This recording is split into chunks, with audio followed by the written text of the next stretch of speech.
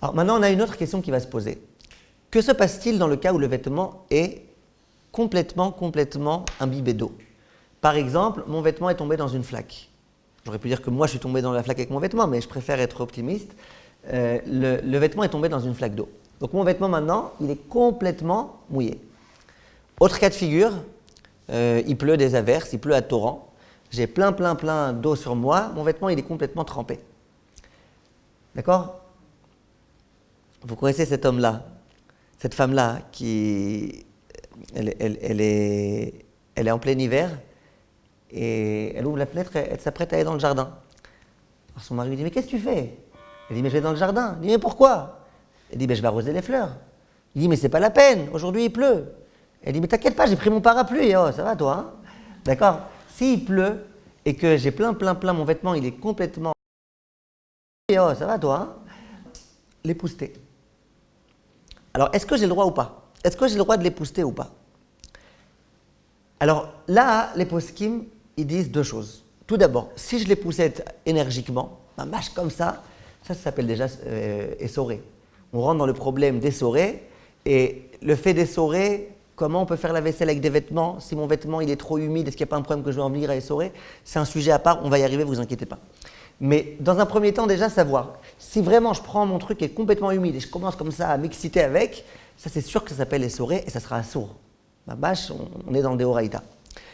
Maintenant, si jamais, tranquillement juste, j'essaye un petit peu de le... tranquillement, doucement, pas de façon brusque, doucement comme ça, je les poussette un petit peu pour au moins les grosses gouttes qu'elles s'en aillent. Est-ce que ça, j'aurais le droit ou pas? Hein? Donc on aura le droit? Vous dites on aura le droit parce que dans tous les cas, il restera de l'eau. Alors écoutez. Là, le Rama, il vient avec un chidouche. Le Rama, il dit, c'était le cas à l'époque, peut-être aujourd'hui aussi, il dit un vêtement neuf, à l'époque, quand il était avec de l'eau, il restait longtemps avec de l'eau, eh ben, il devenait plus court, il se raccourcissait. Et à l'époque, pas comme aujourd'hui, les gens, ils n'aimaient pas avoir des vêtements trop serrés et trop machin. À l'époque, les gens, ils aimaient avoir des vêtements de la bonne taille. Aujourd'hui, les gens, ils aiment avoir des vêtements trop courts. En tout cas, donc moi, j'ai un vêtement maintenant que j'ai acheté. Il est de la bonne taille. Il est tout mouillé. Maintenant, s'il reste trop longtemps avec de l'eau, eh ben, il va devenir beaucoup plus court. Donc moi, quand maintenant je viens et que je l'époussette, que je le secoue, eh ben, pourquoi je le fais? Parce que je suis makpid, pour le bien du vêtement. Je sais que sans ça, le vêtement, il va s'abîmer. Donc je le fais pour le bien du vêtement.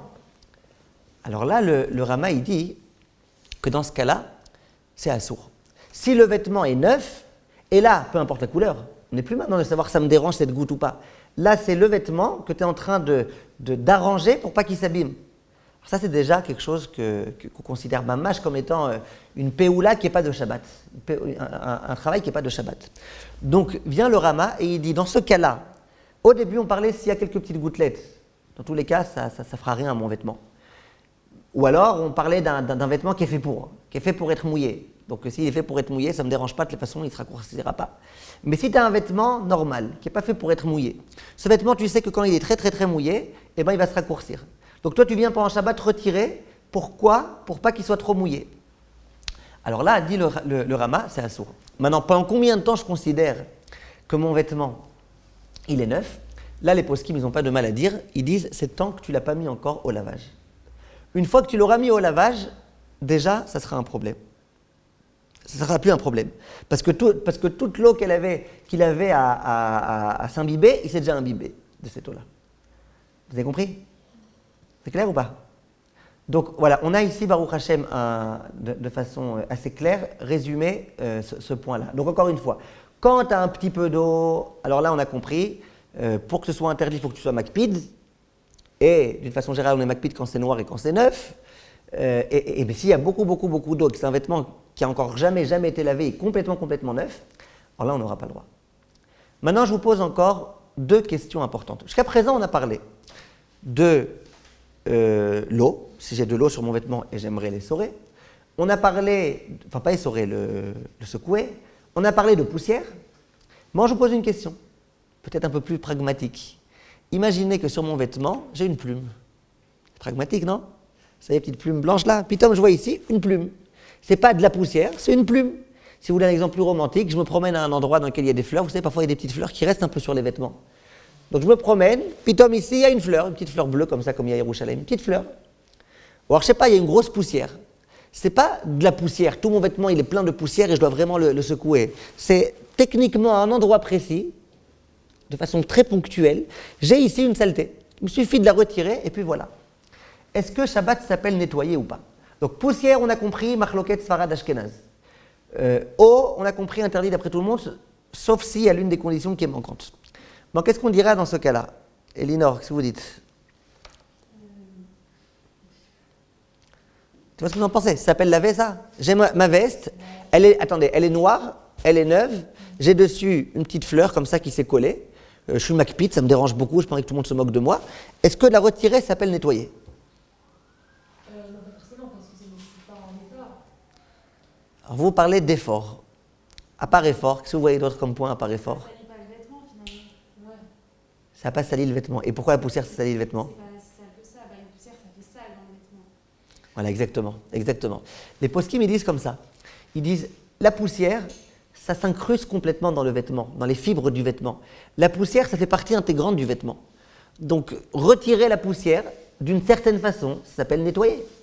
C'est comme si c'était quelque chose qui était à l'intérieur entre les fibres et que tu viens et que tu retires. Donc, la poussière, c'est effectivement de faire... Il y a aussi ce que vous dites, que c'est un travail, c'est plus compliqué, ça prend plus de temps, c'est plus fatigant. Mais il n'empêche que nettoyer, c'est nettoyer. C'est quelque chose qui était sale et tu le nettoies. Là, je ne peux pas considérer que j'ai quelque chose de sale et que j'ai nettoyé, parce que j'ai que quelque chose de ponctuel, qui n'est pas à l'intérieur, mais qui est posé dessus. Donc quelque chose qui est posé dessus et que tu viens retirer, ça ne s'appelle pas. C'est comme si vous me dites, imaginez que j'ai une mouche qui se pose sur ma veste, et puis je lui souffle dessus pour qu'elle s'en aille. J'ai nettoyé ma veste, pourtant tu avais une mouche, mais tu n'en as plus. Alors, vous comprenez bien que ça ne s'appelle pas nettoyer. J'avais quelque chose qui s'est posé dessus, ce quelque chose est parti. Donc dans la poussière ou dans l'eau, tu peux considérer encore que c'est un peu incrusté, puis ça rentre, et puis c'est dur à enlever et compagnie. Après, appelez ça un peu comme vous voulez, l'essentiel c'est que vous compreniez. Et bien dans ce cas-là, il y a un problème, peut-être. Les Sfaradim, ils autorisent de retirer la poussière, même si le vêtement est noir et neuf et que ça me dérange. Les Ashkenazim, ils ne veulent pas. Mais là, dans ce cas précis, tout le monde, Sfarad, Ashkenaz, tout le monde autorisera. C'est clair? Moi, je vous pose une autre question qui peut aussi se présenter. Imaginez qu'il neige. Il neige dehors, il neige, des gros flocons, des petits flocons, il neige. Maintenant, moi, j'arrive, je viens à un endroit, je vais dans une réception, je viens à la synagogue, et puis je suis devenu comme un bonhomme de neige. Bon, ça me dérange, les gens ils vont se moquer de moi. Bonhomme de neige, elle est où la carotte? Donc, qu'est-ce que je fais? J'aimerais bien secouer mon vêtement. Donc, la poussière, on a expliqué, Machloket Sfarad Ashkenaz. La rosée, d'après tout le monde, c'est interdit si le vêtement est noir et propre et neuf et que ça me dérange. La fleur là qui était posée ou la grosse poussière, on a compris que c'était permis. Que se passe-t-il dans le cas de la neige? Alors dites-moi, qu'est-ce que vous dites? Myriam, qu'est-ce que vous dites? Dans le cas de la neige, j'ai de la neige sur mes vêtements. Sur mon chapeau là, j'ai de la neige. Voilà. Vous imaginez le chapeau? Le chapeau de, comment il s'appelle? Coluche, là, pas Coluche. Charlot, vous connaissez le chapeau des Raché Yeshivot, là, comme ça, qui remonte?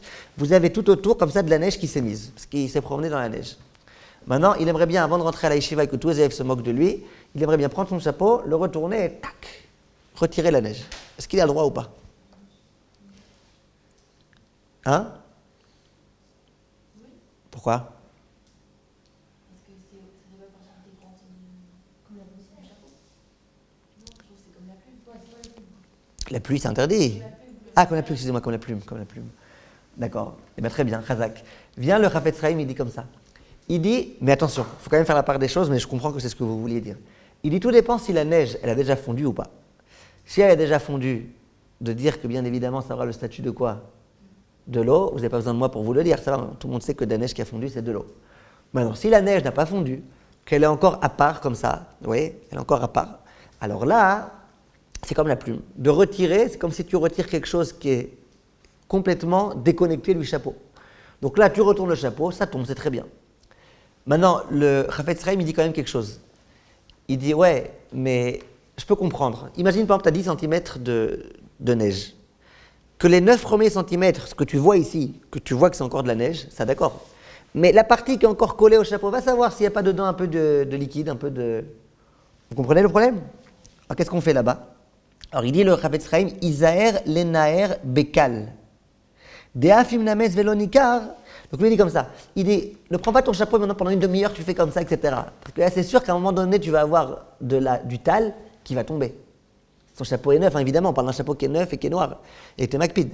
Donc qu'est-ce que tu fais? Tu fais bécal, c'est-à-dire facilement comme ça, tu fais tranquillement. Tu le secoues tranquillement, que le gros, ce qui est vraiment est encore en état de neige, ça tombe. Et puis après, ce qui reste un tout petit peu comme ça, dont c'est peut-être déjà de l'eau, ça tu le laisses tranquille. Quand ça peut engendrer une grande perte d'argent. Quoi? Quand ça peut engendrer une grande perte d'argent, ça reste quand même un histoire. Qu'est-ce que vous voulez faire? Argent, on va pas faire une histoire de Horaïta pour protéger de l'argent. Ouais. Si c'est un chapeau neuf et que, et que je suis makpid et qu'il est noir et que dessus il y a ma mâche de l'eau, histoire de Horaïta. Donc on va faire de façon permise, pas, on va le mettre à l'envers. Si vous le posez à l'envers le chapeau, vous n'avez pas de problème. Le problème c'est de le secouer. Vous avez compris? Pourquoi on est d'accord sur le noir? On peut avoir un habit blanc, c'est encore plus dérangeant d'avoir une tache que sur un habit noir. Une tache? Je n'ai pas parlé de tache, je parlais de poussière. Que des taches. Ok. Je parlais pour l'instant de poussière ou de l'eau ou de la neige. Maintenant, les taches, vous allez voir, on va en parler. Pas aujourd'hui, mais on va en parler. Ça va être très important de bien comprendre l'histoire des taches.